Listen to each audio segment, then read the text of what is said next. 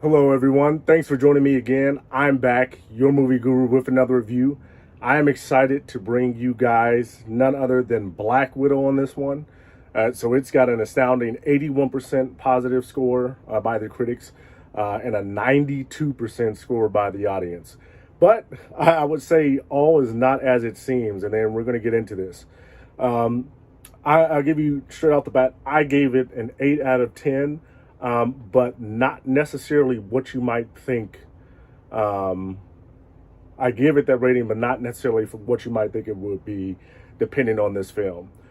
So first, I want to say that this is a film that I've been waiting for, and that a lot of fans have been waiting for um, since, very early on in the Marvel Cinematic Universe. Scarlett Johansson has been very popular, and her character Black Widow has been very popular. And she's been around very much so through the continuity of the series, and she's played major roles. Um, there were, before I get into what I really enjoyed about the movie, I think there are some things that held this movie back severely, and I was happy to see that to me, it was still able to triumph, and is what ended up with me giving it that 8 out of 10. So some of the things that really hampered this film, I felt, was, once again, I always say that, especially like with hero type movies, villains make the film. If you have a villain that you can remember, a lot of times that goes a long way towards enhancing the film. Because of the way this movie was set up, you don't really get to experience much of the main villain, until the end, just because they're trying to figure out who it is and where or not who they are, but where they're located. So that's a big thing. You don't really get to see them interact much with the villain, the main villain, throughout the movie. Along with that, this film very much, I believe, should have been done earlier. Like I said, Black Widow was very popular throughout like I said, the whole legacy of the Marvel Cinematic Universe. A lot of fans have been clamoring, for her to get her own origin movie. Just like how we got with Iron Man, Captain America, and Thor, and Black Panther. We wanted her to get that same treatment and learn more about her. The problem with this one is it comes after, and mild spoilers here, but if you haven't seen many films in the Marvel Universe now, then, shame on you. But we know that she dies. She ends up dying, okay, in the Infinity War or Endgame. I can't remember which one it is. But we know that she ends up dying. So, it's great that we get to see this origin story now, but we know that there's only so far they can go with it. And I say this is something common that you see in a lot of prequels, is that they're held down by, what transpired after. Because, even if they get, really excited in one thing and start going down a certain path, and you're like, wow, that's really interesting, I want to see where they can go with that. A lot of times they're held back because, well, we can't do this based on something that happens, in a future movie. So with us knowing that she's going to die, I think that takes a lot away from this film. And if you've seen enough Marvel movies at this point, there's something always after the end credits. And in addition to that, the entire film, because of, it's used as a prequel, it doesn't really get to advance the story until you get to that post credits.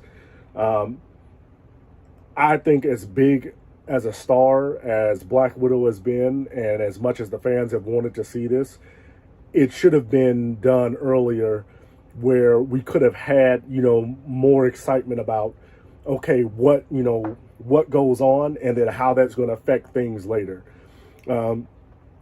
Famously, like I can see with Captain Marvel, how she famously, her origin story came after the events of Endgame.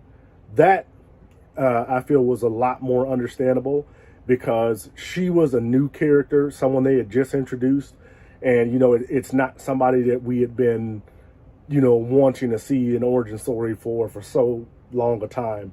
So to have her have that story at that time, it didn't feel like it hampered it, like how I feel this one hampered, having this film after all those events took place. Having it now just seems like they were just kind of giving us a story, like, hey, this is all transpired, but here's this story, just to satiate the fans and give them a little bit more about understanding of her life. That said, so we've got a villain that you don't get to see. The placement of the movie is hampering it.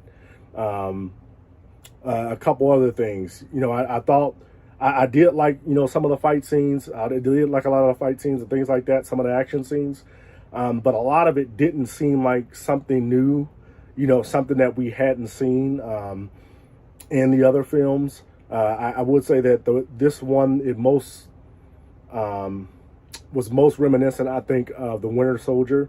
But I think the Winter Soldier did it better in terms of the fight scenes that you saw. It was very similar to me. Like that's I haven't seen it in a while, but when I was watching the film, that's what it reminded me of most.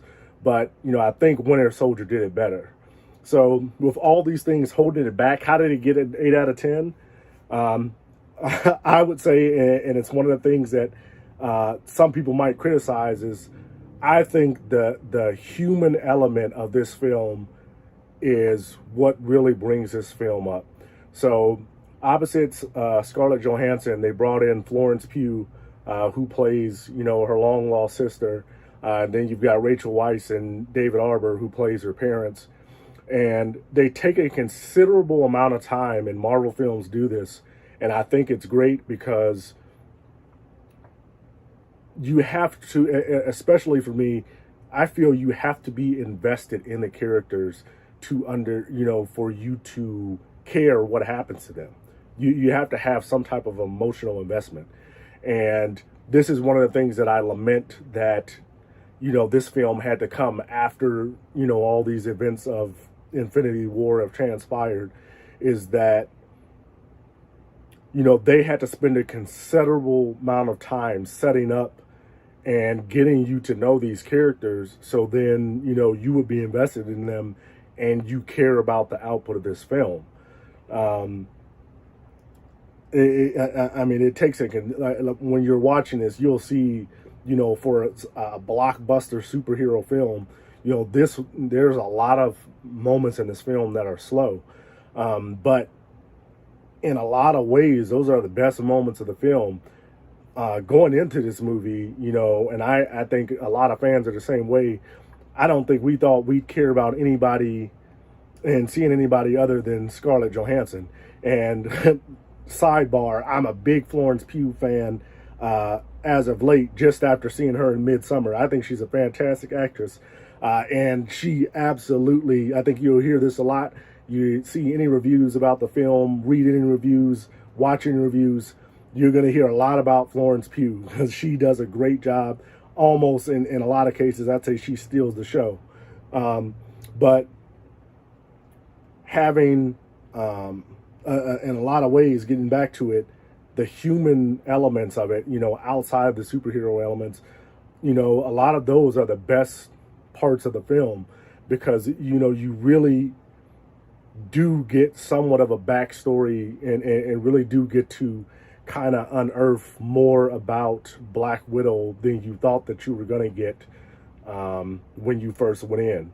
So like I said, that for me, like I said, going into this movie thinking I'm only going to care about the parts of Black Widow's on screen, and then finding myself that, I'm actually especially, concerned about, what's going on with Florence Pugh.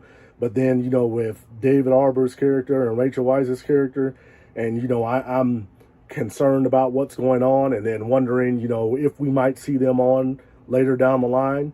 I'd say that's a pretty impressive feat for Marvel to do, to come and take, you know, characters that you see this one time, and after you already know what's going to happen in the future, but to still make you, in that respect, care about the outcome.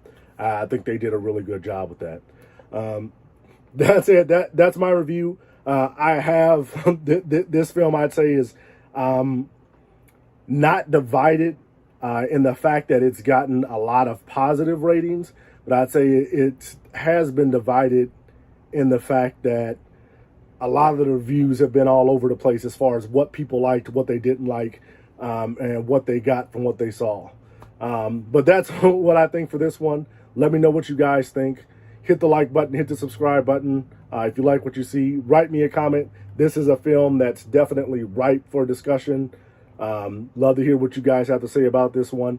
I can see this one being discussed very often in a lot of circles.